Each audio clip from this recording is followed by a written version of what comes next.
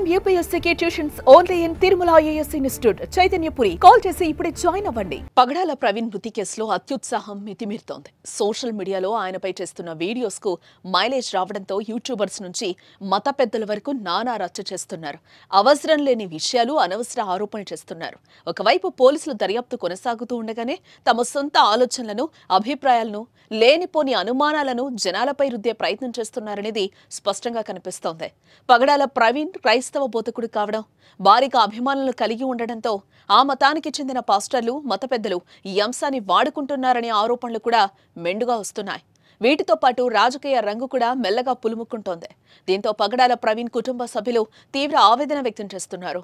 తాజాగా జరుగుతున్న పరిణామాలు, చర్చపై ప్రవీణ్ భార్య జెస్సికా, ప్రవీణ్ సోదరుడు వేర్వేరుగా ప్రకటనలను విడుదల చేశారు.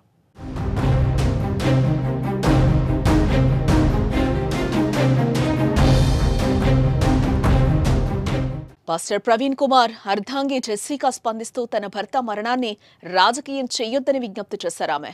ప్రవీణ్ పగడాల ఒక మంచి భర్త, మంచి తండ్రి. ఆయన భౌతికంగా లేరని తెలిసాక మేం అనుభవిస్తున్న బాధను అందరూ అర్థం చేసుకోవాలని కోరుతున్నాను. ప్రవీణ్ పగడాలపై ప్రభుత్వం చేస్తున్న దర్యాప్తుపై మాకు పూర్తి నమ్మకం ఉంది. కానీ కొందరు మత విద్వేషాలు రెచ్చగొట్టేందుకు ప్రవీణ్ మరణాన్ని వాడుకుంటున్నారు. యేసు మార్గాన్ని అనుసరించేవారు మత విద్వేషాలు రెచ్చగొట్టారు. తన భర్త మృతిని రాజకీయ లబ్ధి కోసం వాడుకోవాలని చూడటం బాధ కలిగిస్తోంది. పోలీసుల విచారణకు అందరూ సహకరించారని ఆమె ఒక వీడియో సందేశాన్ని విడుదల చేశారు. I am Jessica Pagadala.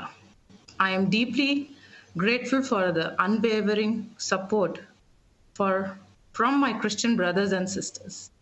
My love for my husband Praveen remains ever strong, and my children and I feel his presence profoundly. He was an incredible, loving husband and father, and we miss him dearly. I pray that everyone, including those in the media, can understand the pain we are experiencing. During this time, I ask for peace and space for my family to grieve and heal. I urge all the Christians to live in harmony, spreading love, kindness, and peace, as we are called to do.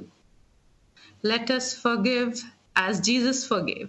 ఇదే అంశంపై పగడాల ప్రవీణ్ సోదరుడు కిరణ్ సైతం మాట్లాడారు.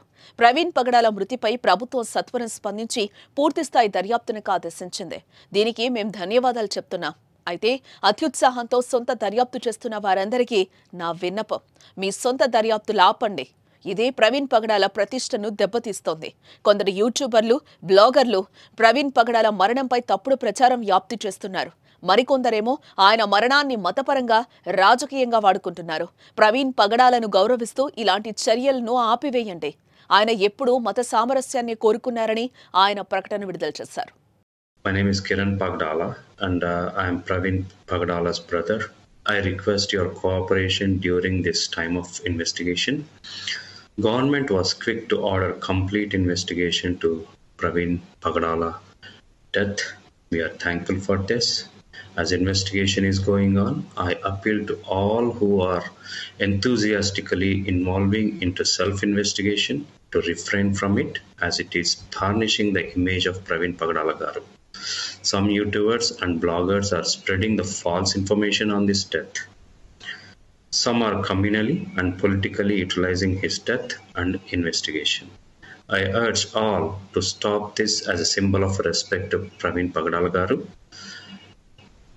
as it is a service to the church and community, as he never intended to disturb communal harmony in the society. We believe in government investigation and please do not disturb the religious harmony. మరోవైపు పగడాల మరణంపై mystery ఇంకా కొనసాగుతూనే ఉంది. ఈ నెల 24న ఆయన రాజమండ్రికి సమీపంలో కొంతమూరు వద్ద చనిపోగా ప్రమాదమా, హత్య తేలాల్సింది. బయటపడుతున్న సీసీ ఫుటేజ్లు రోడ్డు ప్రమాదంగా చెప్తున్నాయి. సోషల్ మీడియా వేదికగా దానిపై చర్చ సాగుతోంది. ఈ నేపథ్యంలో ప్రవీణ్ కుటుంబ సభ్యుల ప్రకటనతో ఇకపై ఆగుతుందో లేదో చూడాలి. లేకపోతే మత విద్వేషాలు కూడా చెలరేగే అవకాశాలు లేకపోలేదు.